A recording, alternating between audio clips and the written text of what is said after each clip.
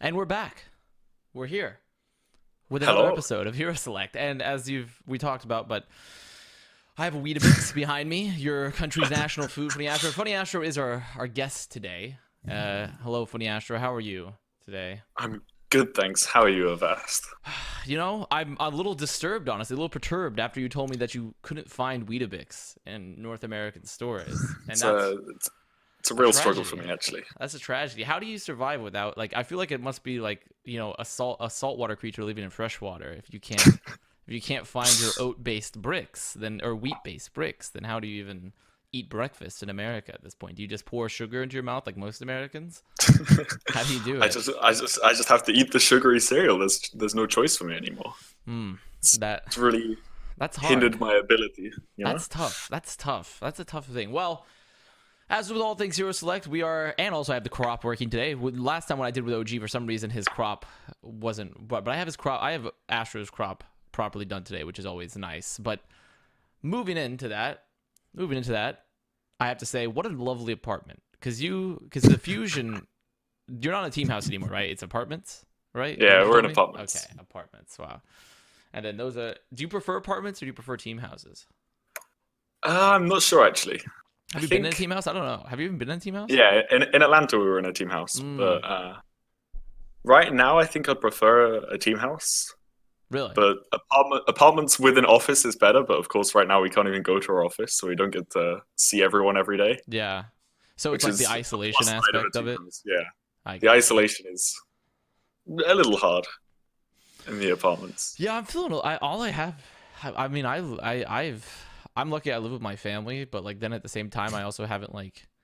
But my Twitch chat gets throttled like when I stream, so I miss the envy offices for that because I don't know why I have like the weirdest throttling of all time with my internet, but it's just as it is. But beyond that, we have to move on. We have to move on from that. So with Hero Select, the basic format is, we're gonna talk about you. We're gonna talk about your venerable career, Mr. Astro. We're gonna talk about your pillar of the community that you are, and the big three about Overwatch is what I always ask in the beginning, which is the why, when, how about Overwatch. So specifically, why Overwatch? Out of all the games that are available to you as a young UK lad, you could have been fragging in CS:GO. You could have joined the equally terrible UK League of Legends scene. Like, why Overwatch of Pretty all the good. games? I don't think The UK UK is was that good. pretty I good at mean, League of Jaws tells me Legends. that UK is not that good at League. But honestly, I don't know. Maybe Jaws isn't up to date. I'm not up to date on League. So Maybe I'm wrong. I'm But parroting info. I But why actually Overwatch? played a couple of thousand hours of TF2, then a couple of Wait, thousand you played hours of TF2? League. Yes, I did. Casually when I was like 13 Oh, years that's right. You old, told me this. Okay. back in the day. Mm-hmm. I played TF2, then I think after TF2 I moved on to CSGO for a few thousand hours. I just played games with my school friends, that was about it. Never took anything super seriously. When I started playing League, I got into Diamond, which was a lot higher than the rest of my school friends, and started to realize I was actually pretty good. And then I just played Overwatch, and then suddenly got top 500. But why Overwatch of those games? Was there a reason other than it was new, or it was just It was new? just the next new game to move on to. It looked pretty fun. Oh, It okay. was kind of like a mix of TF2 and Overwatch, TF2 and League, kind of, with abilities and shooting. So it's just a new hot thing to prove your video game dominance on your other school children friends, which Yeah, makes sense. I And just get to bully them in every game that I you get played. that, So and you get that dopamine rush of yeah, getting the boops, which makes sense. So you start out on Magic because also I take a look at your Wikipedia for this, and being such a accomplished gamer, everyone starts somewhere. A very humble beginnings, a little creature crawling out of the sea to then get their two legs bipedal for land somewhere. But I didn't see anything for 2016. Were you even playing Overwatch competitively in 2016, or was it just 2016, ladder? no? It was just ladder. I was Just ladder. just playing on ladder for fun. That was about it. It was Okay. just a casual thing. And did you feel what did you play in TF2, by the way? Like what character, like mostly? Uh, Did you play Medic, one? Medic. You played Medic mostly. Okay, yeah. so you were support main there too. So And in why? League, I played Janna. I honestly I don't know about League, but I'm assuming Ah, that's a support. Is that a support? yeah. Okay. So why? So then it felt natural to you to move towards support in Overwatch as well then. But Lucio was Yeah, I pretty guess. different than like Medic. like compared to like Mercy, you know? So why Lucio out of all the heroes? Because that's what you're known for, obviously. Is like this is what sort of defined your career as like not just a main support, but as just a player in general was Lucio. So why Lucio when it feels very different than the transition from like Medic or Janna in League to Mercy or something? Season 1, I think Lucio was like pretty OP back then, right? Like, you had to play him to win. Yeah, he had like 8-mile long radius. Yeah, but he was you really had slow. the infinite radius. He was super boring. It was boring, but none of my school friends played it, so I was just stuck on Lucio. Were you fragging then too, or was it more of just you were still learning the game and just like rooming about? I think I stuck in season 1. I would just walk around and just feed. What was the peak SR in season 1? Very beginning. 66. 66. That's actually that is that's so shot. It's funny that a lot of Lucio players, because Swimmer also who just left Boston was like, I think he said he was like plat when he first started playing or something. 66 wasn't like plat, right? That was like it master. was probably closer. That was probably closer to masters, I guess. I think because 70s was like GM, I think was what it was. So I think that something was like that, masters. Yeah. So okay. And then season 2, I was top 500. So. So why? So what happened between season 1 and season 2? You just got better. That was really it. You just got a lot better, I'm assuming, by just playing. I remember I just played the game like solidly for a week when season 2 started, and went from plat to like high master in about the space of a week. Did you experiment with any other? Did you experiment with like? Because a lot of people when I first started playing Overwatch, and when a lot of people did, especially as Lucio players, like Harry Hook was another good example. Was like they didn't really try to play Lucio. They tried to experiment a bit. Like they came over, didn't want to play Lucio at first, and they experimented, and then they ended up on Lucio. But you were just Lucio the whole time, just always Lucio. I actually played Pharah most in quick play. Really? But Pharah kind of just sucks. She didn't. She didn't suck that bad back then, because that was back when Mercy Pharah was really good, right? Yeah, but I don't think I had anyone to duo with that would play Mercy. Yeah, you didn't have a pocket. You didn't have a pocket. That's the problem. That was the big problem. Maybe I would have turned out to be a DPS player, If I just had one person pocketing in season 1, maybe I'd be the top DPS right now. I would have pocketed you. If we had known each other, I would have pocketed you. Oh, that's very nice of you. So then 2016, it's just all ladder play. And then we get into the first team, which is at least the first recorded team on the tome of Funnyastro, which is the Euro Meme Dream Team. In 2017, which doesn't have even the roster information. How do you go from a quick play Pharah to now top 500 Lucio player because did you even have any esports interest before Overwatch, or is it just this is your first really interested game in esports? I watched esports, but I never tried to get into them. Mm-hmm. There is actually the roster there for the Euro Meme Dream Team. Is there? I clicked on it. I didn't see it. Yeah, if you go to the tournament, then mouse over the teams, it has the rosters. Oh, the tournament roster. That's the problem. I did it from Liquipedia. No. Like on Liquipedia, I can link it. No. I went to the tournament page now, and I'm looking at the roster. I went to the tournament page now, and I'm looking at the roster. So the Euro Meme Team was people that I don't think any of these people play anymore, do they? I think because I don't know. Is BBQ the same BBQ that played in NA Contenders? Yep. Okay, that's the same guy. So BBQ still plays, but Neuron, Tetrix, Mats, and PopCorp. PopCorp is now a graphic designer? Graphic designer, that's right. And you were playing Lucio for that team, correct? I don't know, actually. You don't know if you don't. I assume so. I assume. Okay. I don't think there's any other hero I would have played. So probably Lucio then. So then how did you go from the ladder to that team? Do you remember how you managed to get to a ladder? Random people I met online in ranked. Was it through? It was all through ranked, not through Discord or anything. Because a lot of people it was all through ranked. All through. I don't think I even had Discord at this point. You didn't even have Discord in 2017. You didn't have Discord. Yeah, I think I was a bit behind the times. That is way behind the curve. That is like driving that's like you're like in a steam powered locomotive while everyone else is like in electric vehicles. If you didn't even have Discord in 2017, that's impressive. I think I was still using Skype. Skype. Oh. Skype. Maybe a little behind the times. I think I just moved to Discord at this point. Okay. So then at that point, I'm just struggling to comprehend like a Discord-less life in 2017 for like Overwatch esports, because like I think the only person... everything is done on Discord now. It's Yeah, crazy. yeah, everything's on Discord, but also even at the time, that's where everything I remember where Overwatch was first sort of hosted was like through Discord to begin with. Because I think there was the only person I know of where like the ranked formation was done was like for my early 2016 with Note, where I found him in the ranked ladder. So for your ranked ladder team, did you just find each other in ranked, like all those players? I think everyone else knew each other Mm-hmm. and were in a Discord together, and then they must have been. I must have had Discord You at this must have point. had Discord, right? Because Yeah, then yeah. yeah. So either way, so pretty much they found you through rank though. It's Yeah. like you just were popping off on ranked at this time. And then you move on. And was that an experience that then motivated you to continue to play? Like, because why did you want to join the cup at all, right? Because you'd watch esports, but you weren't interested in going. Were you interested in pursuing an Overwatch, or was it just like, hey, someone asked me and I I want was to play? playing it for fun. Just for It fun. was just like it was basically just ranked with money attached to it. Ranked with money this attached point. to it. Okay. Ranked So with I money. I wasn't really looking to go competitive. There's like on my Wikipedia, there's the first 4 tournaments I played in, which I have terrible results in. Around like May 2017, Mm-hmm.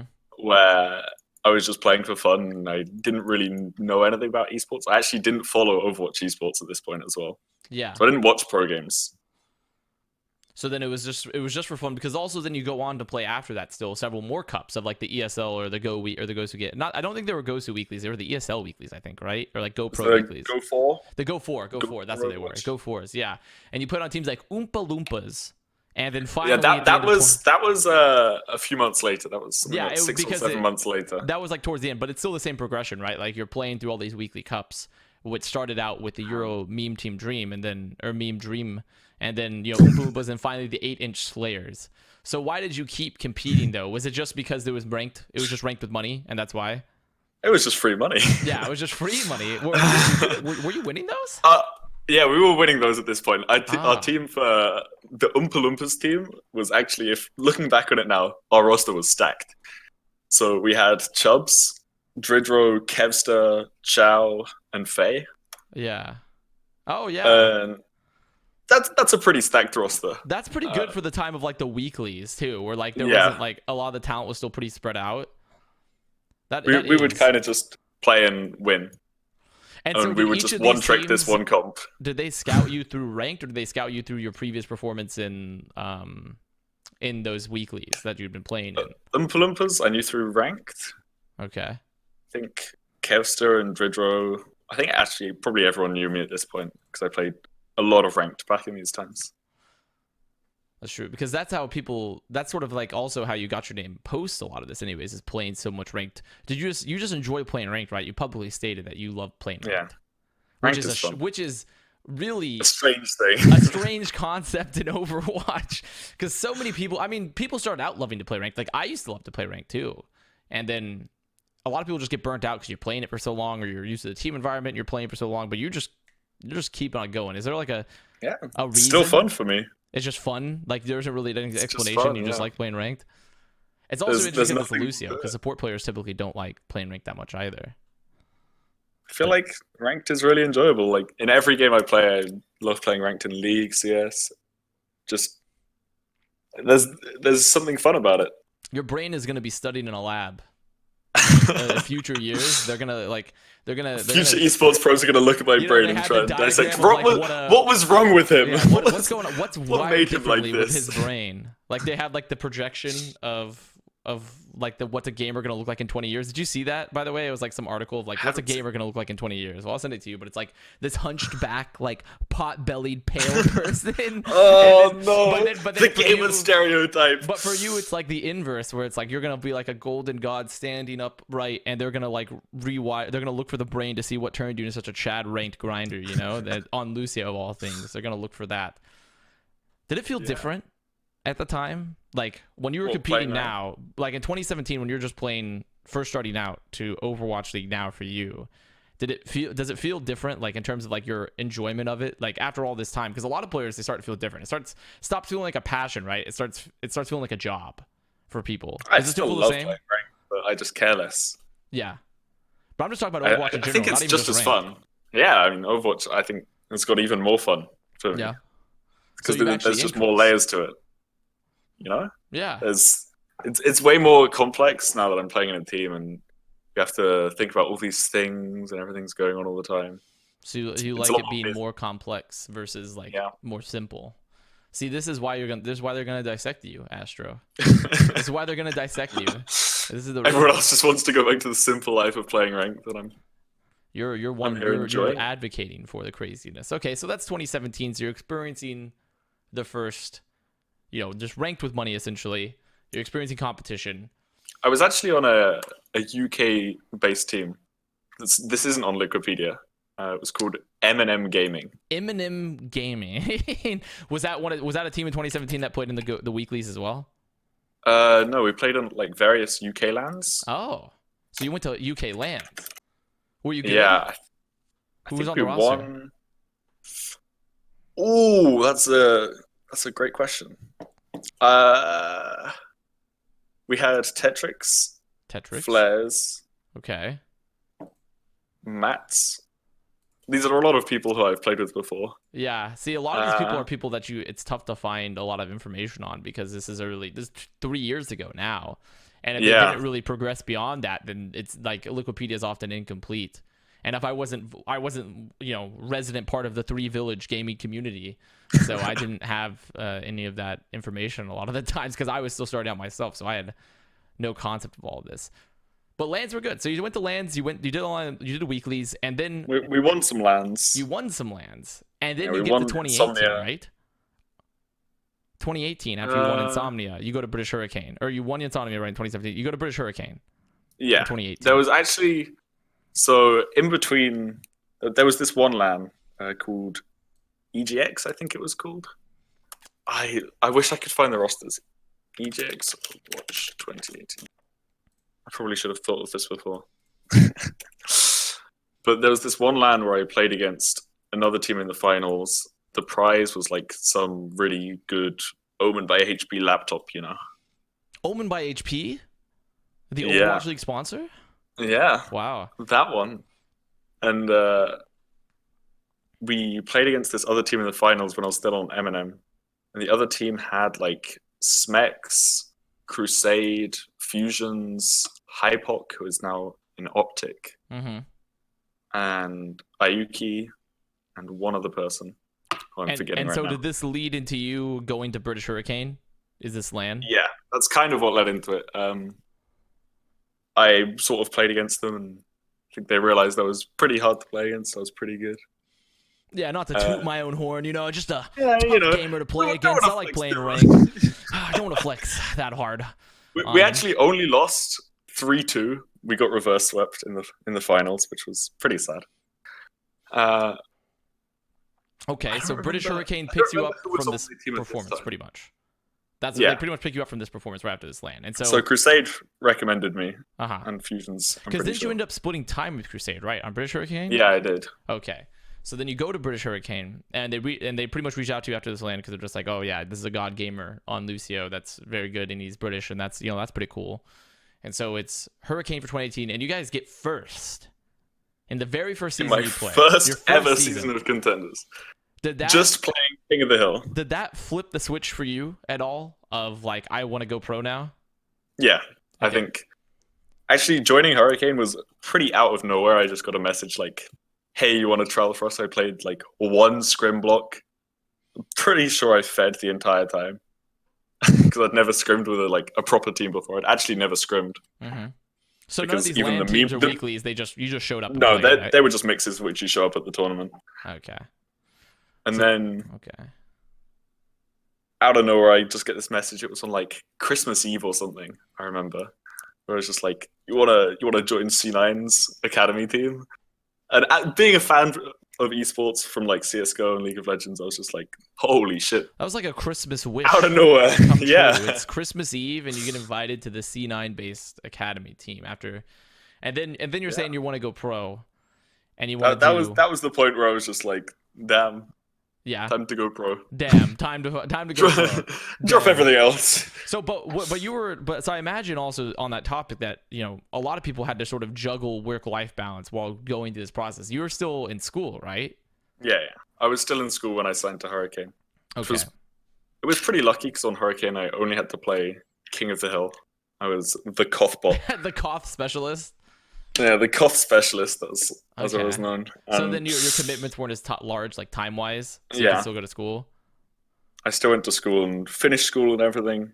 And the first season of Contenders LAN was actually 2 days before my first exam. Really? Well, So I imagine this had to cause. Did this cause any tension with like your parents? Like, not because with my parents, no. really, your parents didn't. Your parents were Strangely okay not. with it. My parents were okay with it because my grades were good. Oh, I see. So I was safe, but my school was less happy about it. Because this was like your last year of like your essentially Yeah. the UK equivalent of high school. This is like finishing school in UK. Yeah, It's yeah. the final exams that everything leads up to. And So I then, was just then your parents were just decided perfectly to cool go with for that. it. They were Yeah. just like, yeah, like as long as your grades are fine, you can go whatever land you want. I mean, my dad's the guy who got me into gaming. So Oh, so it's it his was your fault. dad that did it. What did your dad play? Like he just played just like He played Unreal Tournament, Counter-Strike 1.6, Source, some so a TF2. true gamer, then. Yeah. That's right. You have the genetics, the gamer genetics running through your bloodline. Yeah, I've been brought up playing video games. It's gonna really be. They're really gonna. You're definitely gonna be studied in a laboratory somewhere in a university. At this point, they're gonna look at all the genetic markers that's in their DNA and stuff, like unraveling the amino acids to see how he's so good at playing Lucio. All right, so you go to the Atlantic Showdown then, right? Because that's the first LAN, isn't it? Is that first Contenders LAN was the Atlantic Showdown for you, and you beat Fusion University. Your team sort of dominates Fusion University at times. I think Dominated everyone. Yeah, you dominated that As far entire as LAN. Other than Giganti, which was close in the finals. Finnish people, huh? Finnish esports, of course. Yeah. They're Sator is too strong. So why do you think Fusion University was overrated at the time? Do you think they were carried by like Alarm and Who Are You? Which was the sentiment. I mean, I'll tell you my sentiment. I think Fusion University was carried by Alarm and Who Are You. Yeah. I mean, I thought they were. Yeah, I mean, like you probably don't have were. this isn't a place to mince words, Astro. Okay, you can say what you want. I don't think I ever watched them play back then. But you played them, though. I'm trying to think back. Yeah, we played them and we scrimmed them. Pretty sure we just shit on them. Oh yeah, they also had. I think. No, they didn't have Bernard then at the time because that was when they had Crackalacken still, right? Yeah. Yeah, so it wasn't even Bernard then. It was still only Alarm and Who Are You? That was before they left. So this was the time of Quad Tank, where all the NA Quad teams were bullying us for playing Quad Tank, and then we Yes. absolutely destroyed all the NA teams playing Quad Tank. Yes. So if they actually played the meta, they might have been good. But because they were just playing the wrong comp because they were dumb. Why do you think it is that I've noticed this a lot too? Because EU is sort of the one to pioneer Quad Tank, and a lot of times to pioneer like goats a little bit, like the modern version of goats. Like, you know, Fuel played like proto goats in Overwatch League Season 1, but it wasn't really goats. They just played Brigida a lot. Why did EU gravitate towards tank heavy play so much? Is there like a reason? Like why EU? Why goats? Like why tanks? What's the reason? We were right though. You were right though, but was there like something in the air where all the European people were like, it might have just been Sato, actually. Tanks are looking pretty good right now. I think it was could have just been Sato the whole time. Could have just been Sata. He could have just been orchestrating the whole thing, telling everyone, let's all play Quad Tank. Also, on a side note, my Twitter is wrong under my name. Is it? Yeah, there's no underscore. Graphic. Well, I'll be docking the graphic designer's pay this week. I'll back to the graphic designer warehouse for you. So that is not the well, whatever. I gave you the right Twitter when I added you, and I'm sure we'll fix that in the video that goes up to you. That's funny though. Well, you know what? It happens. It happens. So you think Sata might have been the mastermind for EU tanks? He might have been. Do you think he's like? I'm pretty sure he was. Because you're working with Sata now, right? Yeah. Yeah, and he's like is he an analyst or like a strategic coach? He's our analyst. Analyst, okay. Because he was the coach for the Paris, and like and I'll tell you, for Paris at least, because he did not leave with necessarily high reviews from what I heard. Do you think that's just do you think that was more of an issue with the team structure there, or more of him being more suited to an analyst role? I don't know. I've never had a problem with him. You just think that just might be something. I've only ever heard amazing things about Sata. Well, some people, it's very strange. Yeah, there are conflicting reviews on Sata because it's like a sort of like here I'll tell you what I've heard through the grapevine is that some people count Sata as like a wizard. Not quite a wizard, because Wizard Young is a very separate scenario, right? but like someone that's extremely strategy and analytic minded, but not as suited for like coaching. But you're saying that doesn't really seem like the case. But also, he's not really a coach for you, though. He's more of an analyst. Yeah. So it's He not doesn't like do it's much, not the like- same role as a coach. Yeah, it is completely different. So, which makes sense. And I assume Sather's quite strict. Mm-hmm. He seems that type of guy. Yeah. Maybe some people just didn't like that in Paris. Yeah, they brushed up against the authority and didn't want to deal with it, which could Yeah. definitely happen. All right, so we've gotten off track here a little bit now. We've tangented. We've become tangential. So now, you win the LAN, you roll Fusion Uni, the best NA team at the time, quote unquote NA, and you get into season 2 of 2018 Contenders. And you guys, did you step down at this point, or were you still playing? I can't remember. Because at one point you stepped down. Sorry? This was season 2 of 2018, right after the LAN, I believe. Okay, yeah. Did you step down at this point, or were you still playing? No, I was still playing. This is So when I started to get more and more playtime, actually. Yeah, so what happened between season 1 and season 2 to where, because then you guys get relegated? What went wrong there? What went wrong? Was it because it was mostly the same team, was it not? Yeah, it was. We got rid of Craggy and got Neck, I think. Mm-hmm. And was it? I think that team in general had a lot of. It was a very different meta. Which meta meta I think was it? that team in Double Sniper. Double Sniper. Maybe. Okay. Maybe. Mm-hmm. Might have been Goats towards the end. Okay. I think that team had certain internal problems that we sort of just left under the radar from season 1. We were kind of ignored, and we were just like, we're doing good, it's we're fine. winning, so we can ignore the problems. We're winning, so we can ignore all the problems. Classic team. Classic I think team. we had something like a 50% win rate in scrims, but 100% win rate in officials. Mm-hmm. So that's the start of some pretty bad internal problems. And then we got rid of Craigie, which I'd say most of the problems were probably with our coaching staff. We just didn't have like a consistent coaching staff the whole way through season 2. We pretty much had no coaches. Really? Was Swapping Hurricane between rotating people. coaches at that time?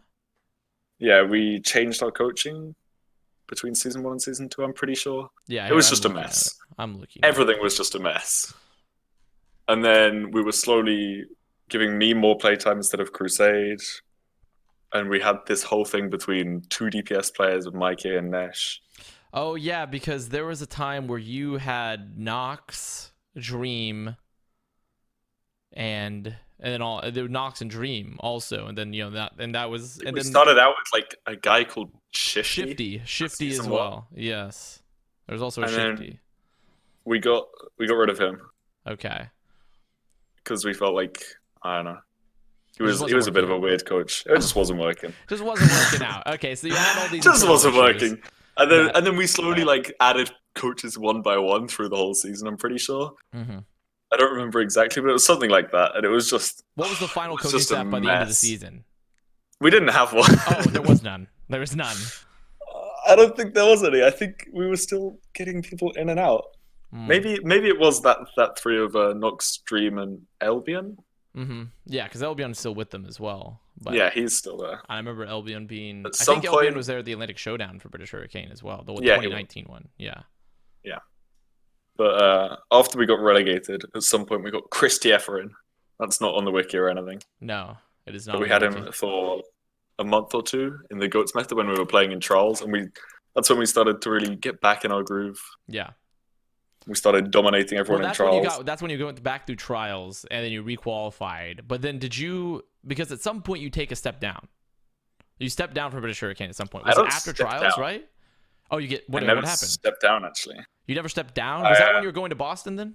That I did get traded to Boston. That's what it was. You were getting traded to Boston, and then you were supposed to go to Boston. So that's why you stopped playing. It was. But then there was a time where you were just streaming though. But that was when you were supposed to go to Boston, right? Was when you were streaming. That's when I was banned. That's when you were banned. Oh, that was when you got banned for boosting, right? Was that moment? Yeah. Okay. So then you were supposed to go to Boston, and that deal fell through because of that. Was there like any sort of forewarning on that, or it just happened? You just get a letter from Blizzard one day. You just get a letter. Like, you just get, you just get a letter in your email. You just get, and it's just like, you're banned. That's pretty much how it So works. then you had to go back to EU and stream, pretty much. I never actually moved to America. Yeah, so you were out. That's right. You were still in the UK at this time, right? I was still in the UK the whole time. Okay. And then just had to stream for a few months. Mm-hmm. I didn't actually know what was going on with my ban. What do you mean you didn't know? So I got the letter of, getting banned, right? Yeah. And then straight after that, I'm teamless. So I'm like, can I play in contenders? So I start looking for a contenders team. And then I find out I am not allowed to play in contenders as well. Ah, and that wasn't initially communicated? It Yeah, I wasn't didn't said know like that. you couldn't do it. Just what did it just say? You only couldn't do Overwatch League at first, or it It just said was you're just banned and there was no banned for the explanation? first 10 games of Overwatch League. Okay, and then it This came is out this is on afterwards. the Overwatch League website on their Yeah. ban page somewhere. Yeah, it is, but so it wasn't also explicit in that you couldn't play contenders either. Yeah, I didn't know that. Okay, so you were sort of just stuck streaming, and you hadn't signed a contract by Boston at that point, or you had and they just released you under was your contract signed with Boston when that happened? It was signed and then unsigned. Signed and then unsigned. So did they I'm assuming then that there was a clause there to execute that like we're not going to pay you yet because of this extraordinary circumstance, right? Yeah. Because otherwise, I was fine with it. Actually, I have only nice things to say about Boston and how they handled the whole thing. It was very friendly the whole way. Yeah, you felt they were very honest with you about it. Yeah, they were very honest. Huck was very nice the whole time, even though it was a terrible situation. Yeah. And then I'm gonna like that you said that, by the way. He got really pissy about me when I did the Blase interview. He got really pissy with me. So, over me interviewing Blase. So it's good when someone comes on and says nice things. Because also I haven't even said, I don't feel like I've ever really said bad things as a forward player and I've all stuff, but he just gets really pissy at me when someone talks about it. But I'm glad that you came on and said that they were good about I only have nice things now to he say won't be about. mad at me. He won't send me a cease and desist potentially over this interview. You're safe now. Yeah, it's all good now.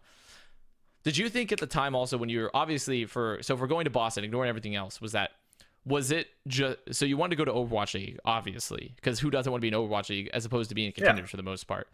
But there was also a sentiment back then, and I think still existed really for this past year and even maybe beyond that. If you're in the EU,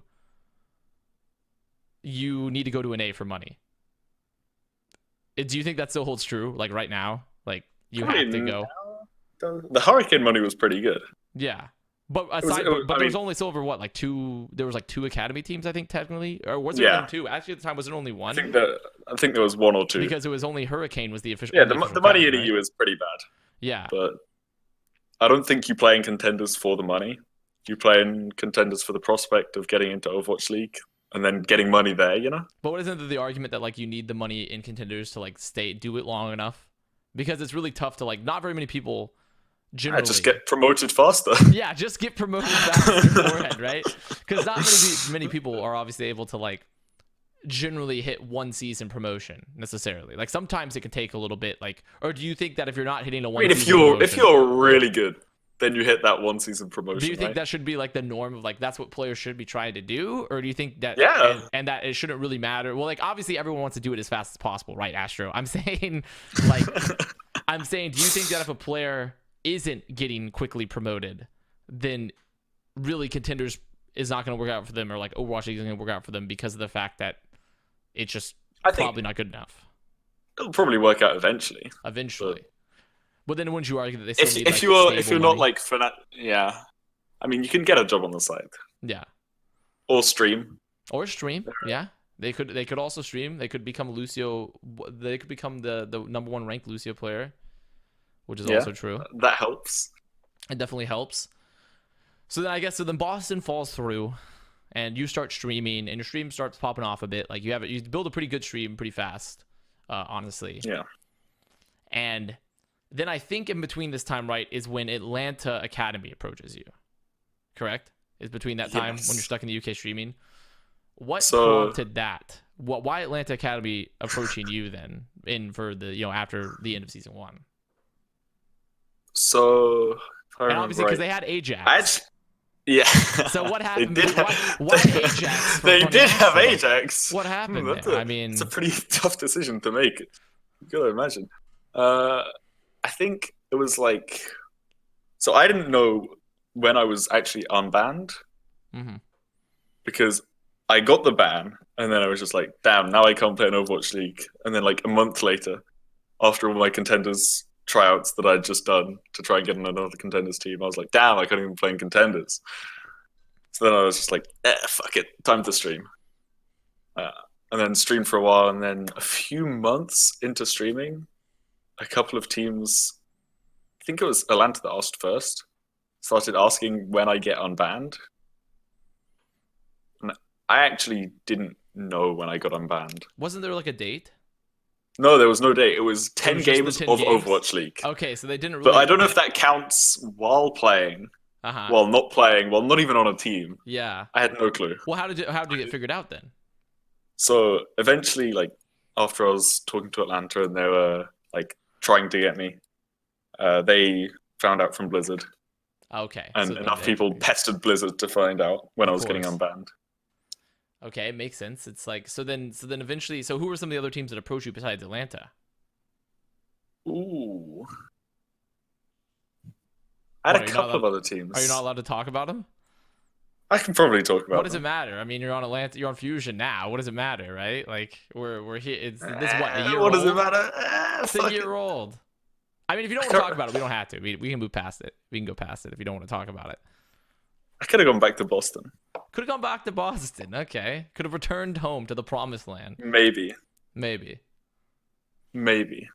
have returned home to the. I think Atlanta was like the only team which was really, really interested. Okay.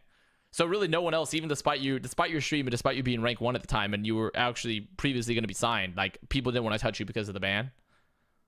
I think people just didn't really know that I was you were trying to go pro again. Oh, okay. They thought they didn't even know you were still going for it. Actually, a lot of people didn't even know that I was banned. Oh, wait, what? Because the ban was never officially announced. It was never public. Was only ever a rumor until I joined Atlanta. Then it was officially announced. Oh, you've been banned a while ago. So when you then when it was such a weird Boston, situation. was it? So that was not official. Yeah, that's true. So it was just assumed that you just stopped trying to go pro.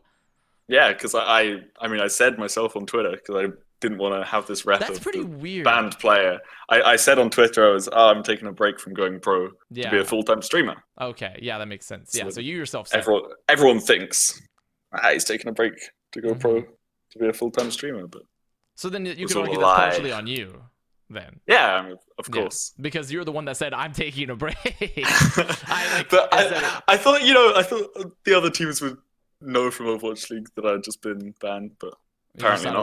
It would just diffuse through the community. They would all come back to you, Astro, the Lucio God, and they'd be like, he wasn't really taking a break, even though he said so. Read the context clues.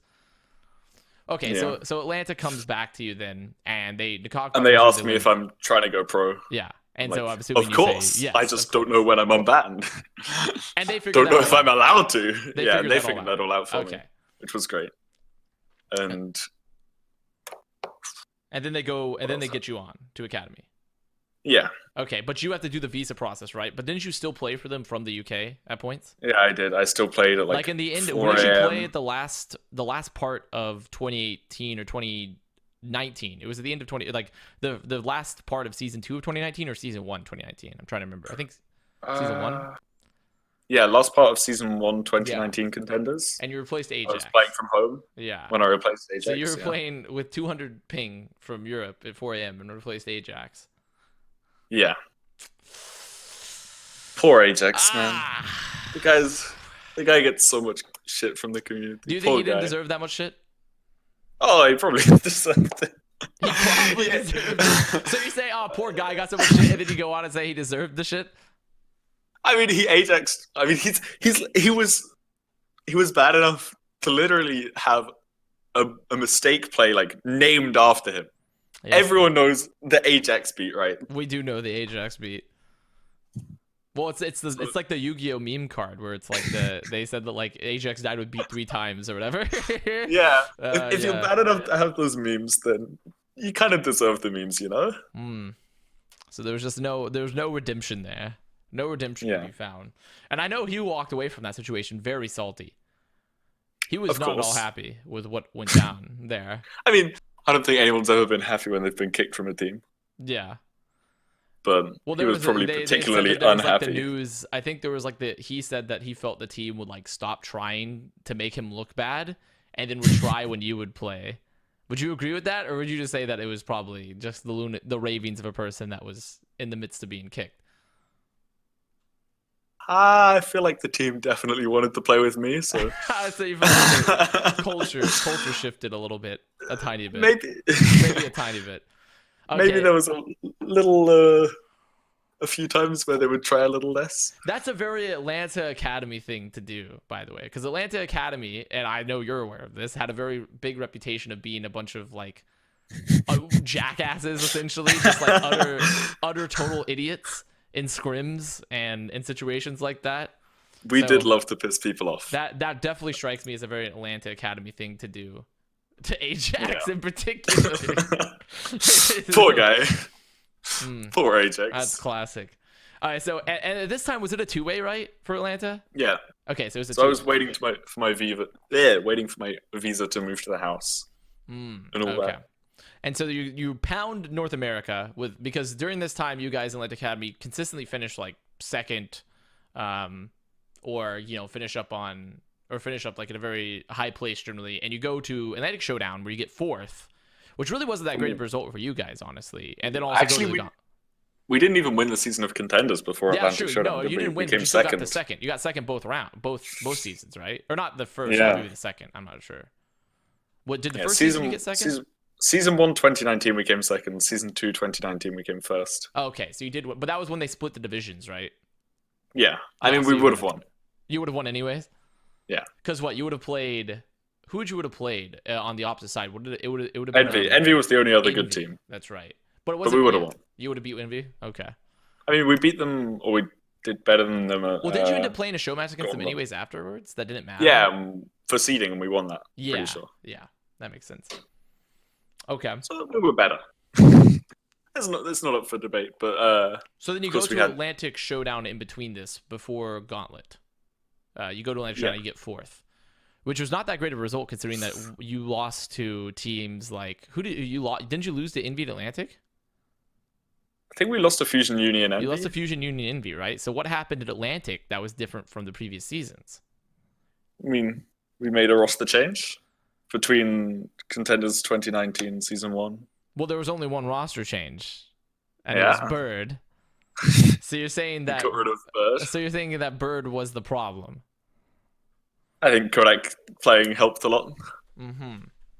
Okay, because Bird was pretty talented. He was mechanically pretty talented, but obviously Yeah. it seems like it sounds like through the untold So- implications that it was something beyond mechanics is what I'm hearing. Yeah. So I mean, I'm the guessing Atlanta you're right. Academy sort of team chemistry, whatever you want to call it, was very.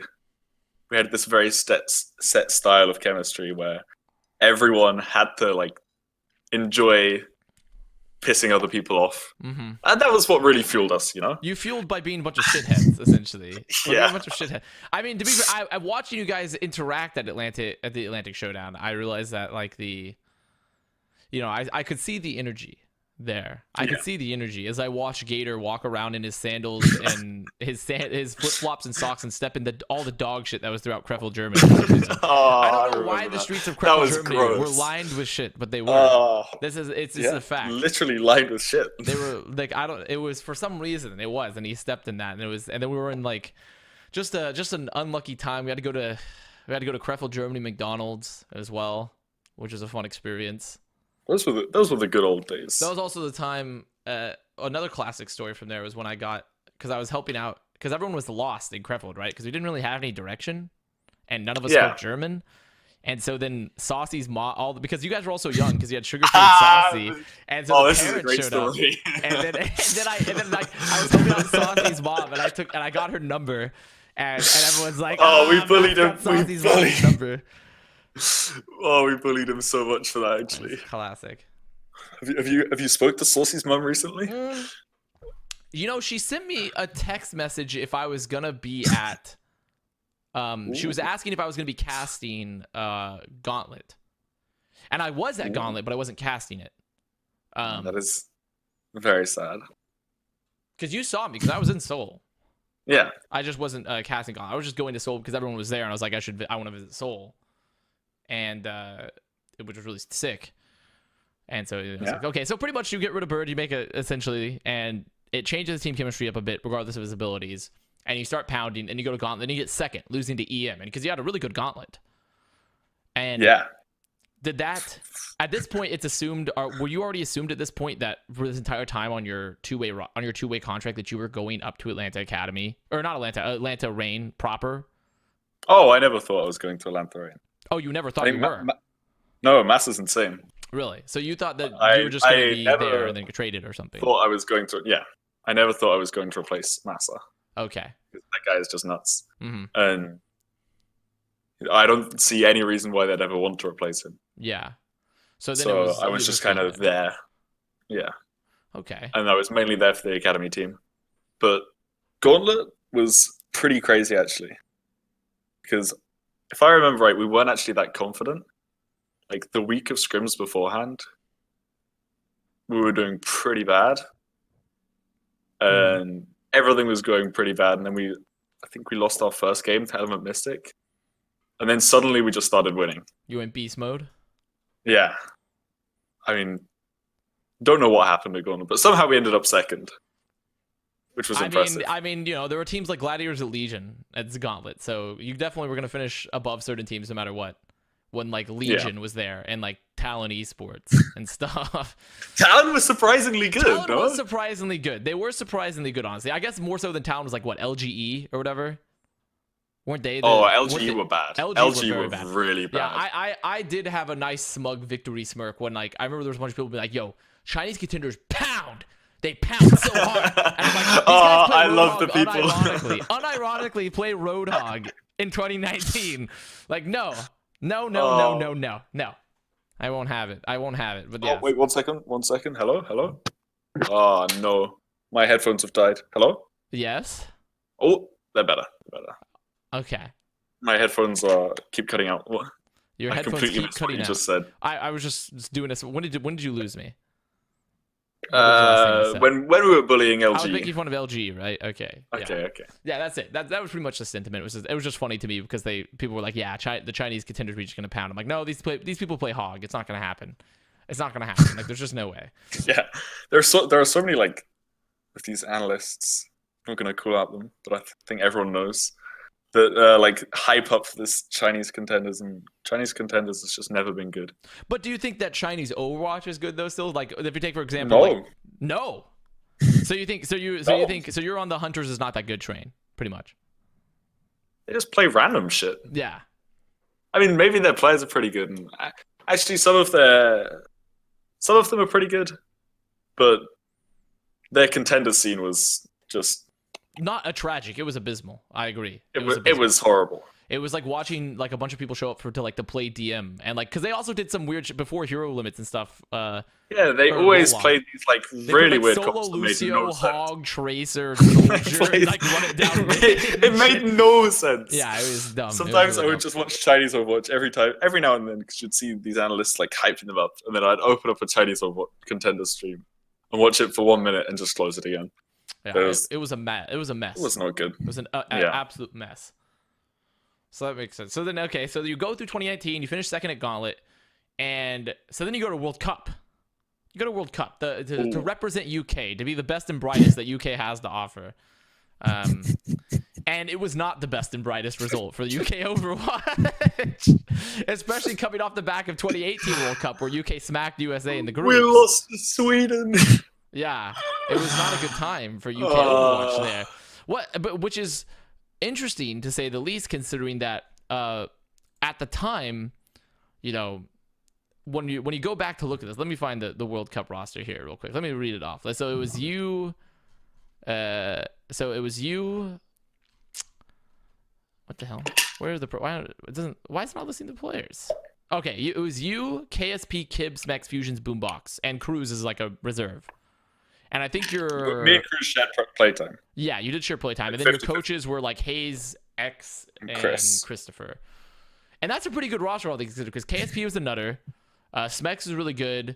Boombox really good. You're really good. Cruz has been solid. Fusions just came off a great World Cup performance, but a terrible Overwatch League season.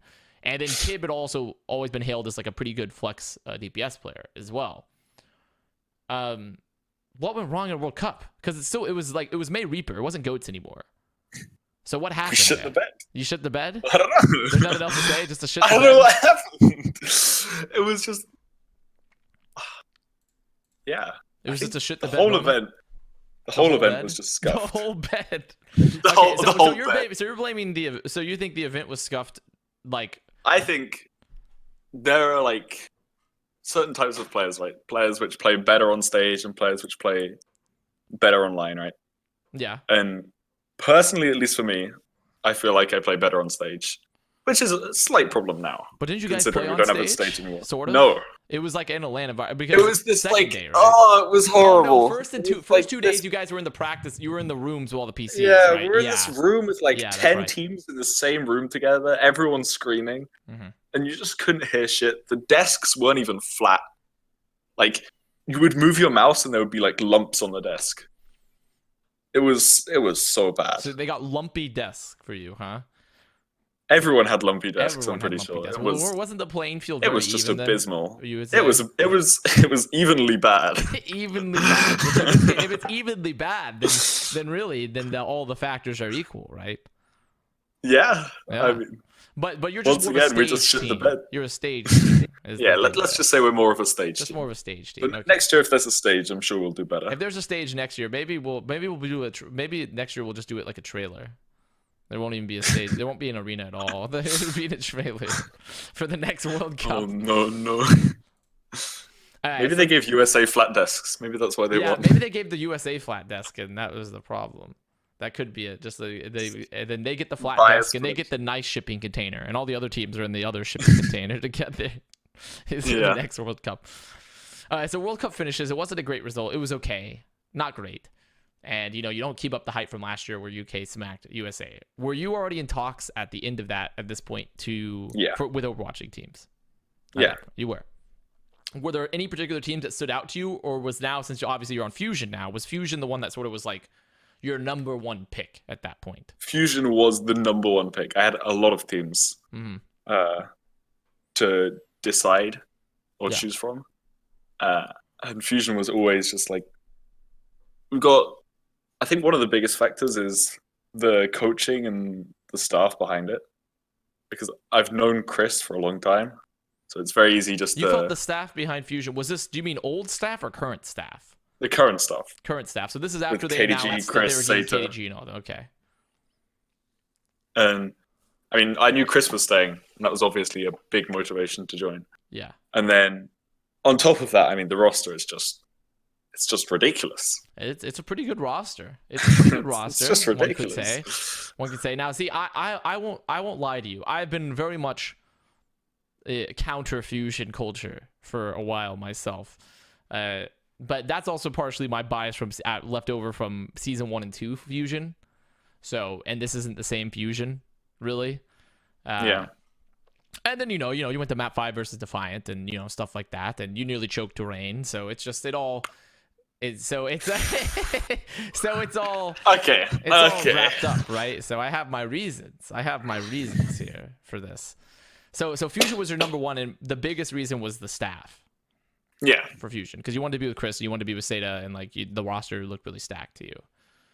And there was no one else that was even close in terms of like on your list. I mean, if you look at even actually any other team in Overwatch League, what team would you look at the roster and just be like, every single person on that team is world class? That's pretty easy, honestly. The Boston Uprising, maybe the Houston Outlaws. Okay. But there was actually like no flaws in the team. Every single player, every single staff member is just world class. Okay. How's the environment in Fusion now? Because, there were talks, in previous seasons that Fusion's environment was kind of interesting. Very dynamic, weird dynamics before. Do you feel like the environment now is like a very competitive, like everyone's focused and it's like a pretty fun environment for you guys? Everyone wants to win. Everyone wants to win. Everyone has fun. Everyone's friends. Everyone gets along. We all hang out outside of the game, have fun in scrims. It's a great environment, actually. It's a great environment. I'm not sure what's happened between from the between first in two the past seasons. and then now, right? Yeah. So because this is obviously you weren't there for that. Like this is your first year there, so like you wouldn't have all the information with that. So, which also leads into the whole talking about the environment and new additions. Where's Chipsa? Where's Chipsa? Astro, where is he? Why hasn't Coming he played soon. in the Doom? They keep on Coming teasing soon. us. They keep on teasing us about Chipsa, and I haven't Coming seen soon. him enter the stage. Coming soon. So are Coming you soon. guaranteeing us that there's going to be a Chipsa playtime? Or was this all a ploy and was Chris lying, saying, "Oh, I didn't only sign him just to be a streamer," right? Because are you saying there's gonna be chips to play time? Are you guaranteeing that to us? To me? Don't know if I can Or guarantee you don't know that. if you can guarantee it. I feel like we're definitely going to play him He's in the at States least now, once. right? Yeah, he's been in the the States the whole Okay. time. So I've had some good conversations with Chipsa. Yeah, Yeah. What have you? Yeah. Really? Do you think has he really come off as an intellectual, a man of discourse? he's pretty nuts at Doom. It's pretty nuts, dude. So you avoid talking about him as a person. If he's good at Doom, that's literally like the tailspin. Taimu has good aim, is what you just did. That's literally what you just did. He's probably the best Doom in Overwatch League. Okay. Actually. Oh, really? You think he's the best Doom in Overwatch? Yeah. Better than like Sparkle or whatever? Yeah, that guy sucks. That guy sucks. Wow, he says that guy sucks. Okay. That's why I lost to him at Gauntlet. Yeah, that's true. Still have flashbacks to that. That's so true. So the environment's better. You've gone to Fusion, and you sort of recovered through this sort of what because of the previous incidents, but you recovered. Light kind of brings you back in, and also now something that's interesting for Fusion now for you guys is for your roster recently. It's been you've been doing the Moth, where it's like the 5 Koreans plus Astro. How is that working exactly? Is this team communicating in English, or are you just doing the Lucio thing that Moth did, where like everyone's just talking in Korean, and then you're like, I have beat, I'm speeding. Is that pretty much what you're doing? I think we tried to keep most of it in English, actually. Okay. I think the majority is still in English, because that is just how we've decided it's going to be in our team, like no matter who plays. Mm-hmm. Which makes it a lot easier to sub people in and out. Yeah. Just everyone speaks English all the time. You can just throw in more English people and it'll work, you know? Yeah. Because also you've checked Poco's been playing a lot. It was playing a lot, and now it's been Fury, which everyone found really interesting. Was that Poco, because everyone said Fury was like the best off tank in the league previously, and then he's been benched for Poco for a bit. Is there like a public reasoning for that? Is it just do with like Orisa or like Synergy, or is it something that's like not so public, or like because it felt like from the outside looking in that it was an interesting choice, but also that Poco maybe fit better because of the Orisa play, and then they were like waiting to incorporate. You don't know? Yeah, I think they're both insane. You just think they're both insane? So you think it's just an abundance of having too many good things, and you have to choose at some point? Yeah, I mean that's the biggest problem with our roster, right? So you have too many good things. Too many insane players, and some of them have to be benched. No, that's true. Someone does have to be benched. Yeah. Someone does have to be benched at some point. Not you though, because there's no other main support players. You're the only one. I'm actually no, I'm not safe. Wait, who's Boombox? Boombox played. Yeah, well, if they play double slow, like if they play like I guess Baps in or whatever and stuff like that, that's true. Then yeah, no one's safe. You're technically not safe. Then you're away. You're not like, but you're safer than like let's say Swimmer who just left Boston because he was permabenched essentially, which is more than likely one of the high explanations because that's generally a big reason why players lose their motivation. It happened to so many different players, like not just Swimmer, but like Numlocked with Valiant and stuff like that. People just get permabenched and like, fuck it, I'm done. So, but luckily it seems like you guys also do a reasonable job of rotating as well, because you've also had Hisu who's come of age and Hisu's gone to play. So is that like a priority for Fusion, is trying to rotate those players, or is it just because they realize how good the roster is that's part of the strategy is to rotate? I don't know, actually. You don't know? That's outside of your scope. It's out of your responsibilities. I don't have to decide who plays. You just show up to play. Yeah. Okay. I just show up to the match and I'm like, I'm playing with these guys today. Okay. Cool. You can't ever complain about it, can you? This true, you can't complain. But people do complain about one player. What about Sato? How do you feel about as a player playing with Sato? Do you think the criticisms are fair? Do you think people just overhype after playing with him yourself? Do you think I think, Sato? Do you think people just over criticize Sato, or it's maybe yeah, left over from when Fusion wasn't as good? I think there's a reason he's the only main tank on the roster. Yeah, because he has been having a much better year overall than his previous 2 years. I mean, season one he looked good, right? He looked okay. He He looked definitely good, he looked okay. and He looked okay. and then season two was Goat's Meta, Yeah. where every single Ryan player on a bad team looks bad. And Every single Fusion Ryan wasn't. player. I mean, not every single Ryan player looked bad. Just teams that weren't good at goats. The Ryan Yeah, looked teams bad. that weren't good at Goats, like the Ryan always dies first, so it's very easy to pick on Sato. Mm-hmm. So you felt like the criticism is pretty overhyped there, right? Because Yeah. it's like, because sometimes you can play with the player and be like, okay, I understand. Like he's really good at these heroes, right? Because people said Sato was really good at Winston and like he struggled with other heroes, but it's really just the team had to adjust around him a little bit more, and they had to build a better roster and a better like support staff to really unlock the potential. I mean, his Ryan's been insane this season. Yeah, his Ryan's been good this year. It's been really good. So it makes sense. Do you think that online versus the LAN? Because you said you're a LANimal, you know, you're kind of a LANimal Yeah. along with a lot of UK. I'm not a fan. You're not a fan of it? Are you It's, taking it's, it up with COVID? it's hard official. Have you brought it up to the COVID offices? Be like, I'm not a fan of what you're doing. Can you stop this virus? Stop I want that. to go back to playing on stage. Do you think it's like impacted like the results of the league? Because you said how you guys for like the UK World Cup team felt like you just couldn't perform as well as you could have without a stage. Do you think it's impacted the league as well in terms of team performances? Like, are these accurate results? I think the only thing that changes the results, maybe just the hero bans make it hard. It's hard to say because hero bans and COVID kind of hit at the same time. Mm-hmm. So you won't be able to tell if it's the online. Is it just a wash of a season? Are we just saying whatever happens now? Yeah, I mean, Or we're just writing it off? yeah, just. I mean, I saw some statistic that was like every team that has played 2 games in hero bans has won one and lost one, or played in 2 separate weeks, something like that. Mm-hmm. Where like if you play across multiple metas, it's so hard to be consistently good. Yeah. Do you think even the best teams, like let's say for example, like Shock, who dominated all last season, and now Titans as well, who dominated all last season, who's looking, both have looked very much weaker this season at times.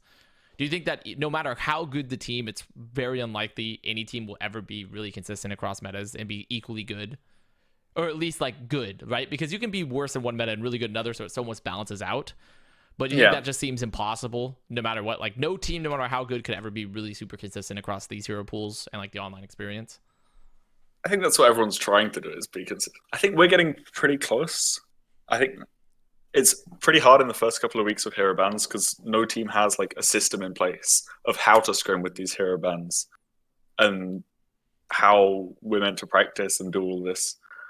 And then in the match, it's sort of just random sometimes, and you just have to go with your instincts, which we did quite a lot in our last 2 matches, I think. Just go with whatever works. Yeah, I mean, whatever you're feeling like. An instinctual team would probably perform better because, I mean, with players like Carpe and even you and stuff like that, I feel like that was funny. That was a lot harsher than it needed to sound. It was like, even you, Astro. Even me. But like, players that are very, like had a lot of mechanical like gifts and also are been sort of center points of teams at times in terms of their playmaking. Like it's almost better to have players that can play, just make a play without requiring as much structure, even if it's not like maybe it might be better for certain players than like a more structured meta. But if you have players who can just pop off, right, it's better for right now because you just have to pop off at times. I think that's where our roster's really good. Literally any player on our team could just pop off. Even Chipsa. Even Chipsa. He would be the number. He would be the number one person that could pop off. The number one pop off player. Yeah, would be Chipsa. I think he's going to be. You think he's going to be? But when are we? But we have to see him when play he plays. First. When he plays. Could we ever see Chipsa not on Doom? Is it only gonna be Doom? Possible? It's possible. I'm so excited. Depends who we play. I'm very excited if that is the case. So do you think, going back to that other question I asked earlier, what happens if Fusion wins this year, right? Like what happens if you guys win this year? Are we still writing off this season? Are we still saying, they only won because it was online and the hero pools? No, not then. if we then, win, right? we're like hero pools are great. The completely We valid love hero season. pools. Everything was fair. We Like won right fair now, and I square. would love to rant about hero pools, but can I? We're winning right now, so I'm gonna stick off the ranting about You're hero gonna pools. stick with it. Well, I mean, Hero well, pools you can be a hero mini pools are rant. great. You can give me one Hero mini pools rant. I love hero pools. What do you not like about hero pools?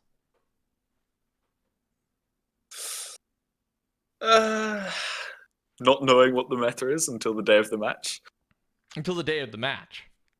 Why the day of Yeah. the match? Is it just because of the fact that it's so hard to practice effectively beforehand? Yeah. So you And show then up and it's just like You can sort of have these like differences between regions. I think in Asia they played a lot of Rig Zen Dive this week, mhm. which I don't think anyone even bothered trying in scrims. I in mean, America. Hunters did. I don't remember about the other ones as much. Hunters tried to play I a lot of remember these, a little bit more big. Well, actually, Hunters were playing a lot of Mercy Titans Fair. played it as well. Titans played it as well. That's true. Titans did play it too. So it's more regional. So you think that this is just like it's completely unstable in terms of like where the metas are, and you just show up and you're like, well, hope this team doesn't have the perfect meta figured out or something. Yeah. So you don't like hero pools. Yeah, You it's don't. a bit rock paper scissors, you know. Do you think that a ban system, especially on KOF? No, No, I think Overwatch was fine. you think it was fine before? Yeah, But I that's had no because it was problem with goats playing before. goats. It was so you could just play goats for the I rest of your enjoyed goats. professional career. I would play goats for the rest of my So professional career. that's a very I have European no Lucio problem with take. that. It's a very European Lucio take. If I've ever heard one, it's like I love goats. I love tanks. The more tanks, the better. And I can. Yeah.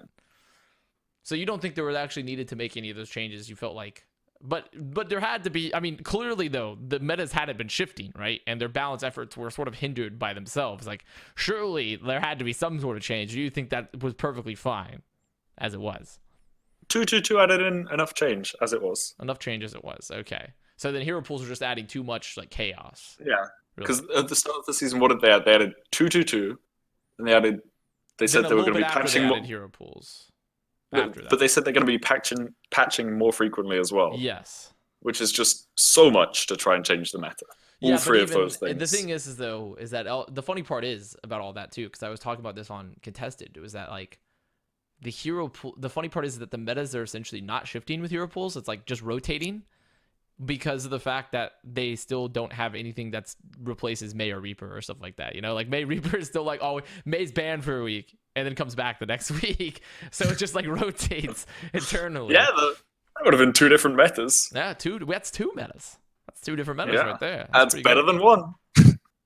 Oh yeah, then of course can't forget like Orisa rotating in and out of the hero pool too, where it's just like funny to that. Do you think there's a solution there? I think it would have been fine with just 2-2-2 and more frequent patches. Yeah, but even with their patches, I felt like at least they were still for a while at least had been sitting at the same meta for a bit. Yeah, I mean sitting at the same meta for a month or so is fine. There's no guarantee it would have sat for a month though. Just nerf things better. Just nerf things better. That does. Honestly, you've got me there. You've May has been OP for so long. Yeah. They should just decrease every single May number by 20%. Mm-hmm. There you go. I mean, They did say they were going to do an experimental. They're doing like reductions to all the CC, I think, for experimental. Something like that. Yeah. Yeah. So maybe something like that's going to happen. So that it does. There could be some hope. There could be some hope in the future. Well, honestly, we didn't blaze through it. I guess we're getting close to an hour 15 actually, so we've gone a little bit over the hour. I think we've hit just about all of our points. Wow. Realistically, we've hit them all. Let me see. Let me think about. There has to be one more thing. I want to ask one more question potentially, because you guys aren't playing this week actually, right? No, you don't know when you might play again because we don't know when we're playing next, so we're just not scrimming. The makeup games and such. Yeah, that's pretty interesting. Well, we're just enjoying time off. I get to sleep. Yeah, you do get to relax. That's true. Do you think having like this a long time off between teams, and now you're going to potentially have a long time off, do you think it's hurting teams? Do you think it's going to hurt you? Because like you're not practicing as effectively, and you're not getting ready like with a match like environment in mind. Like, do you think that will affect anything for you guys? You're just so good, it won't even matter. I think we'll come back in a week and be just as good. Yeah. But surely you would think it maybe affects some teams, right? By not having that mentality. I mean, we work. For example, between the Washington game and then the Paris and Atlanta game, 2 weeks in a row. I think we didn't take a day off in between that because we knew Paris and Atlanta were going to be tough matches. Mm-hmm. So we decided no day off for us. No day off. Time to scrim more because it's so hard to prepare for 2 matches in 1 week, especially Paris and Atlanta, which is probably the hardest week we were going to have in our schedule. Mm. So that makes sense. Do you know, and then as our final closing question before we're done, because we've run pretty long, is that why do you guys like Map 5 so much? Why do you like Map 5 so much as a franchise? I was always under the impression, because Fusion Uni did this too, I was under the impression that Tucker paid by the hour for you guys, and that like really the longer the game runs, that all Fusion employees will get paid better. Is that sort of a similar case? Is that you're going by the hourly wages, or what's happening with Map 5s? We just get bored. Like when we win the first 2 maps so dominantly, just get bored by Map 3. And you just start sleeping for 2 maps. We gotta wake up again. We gotta wake up again. Oh, it's Map 5. Oh, we need to win this one. I see. So you just slack a bit. You let some of the line out, and then you reel it back in towards the end to finish off on Map 5. Yeah, you got to make it look close as well. Do. That makes sense. Especially against Atlanta, they're my old team. I wouldn't want them to be stomped. I wouldn't want to roll them too hard. That would be kind of a blow. Could be kind of a blow to them. That makes sense. Yeah, had to let them take a couple of maps. just a few donated maps. All right. Well, we've reached the end. That's been Hero Select episode 5 with Mr. Astro, Mr. Funnyastro, and his Twitch is right still. Your Twitch is right. Done for today. And if you want to check out his Twitter, it'll be in the YouTube video and stuff like that. And also, I'm adding him on Twitter too, so you can find him there as that way. So thank you guys for watching. And we're done for today. So bye-bye, everybody. Nice. Thank you for tuning in. It's going to be on podcast platforms and YouTube, hopefully by the end of the day.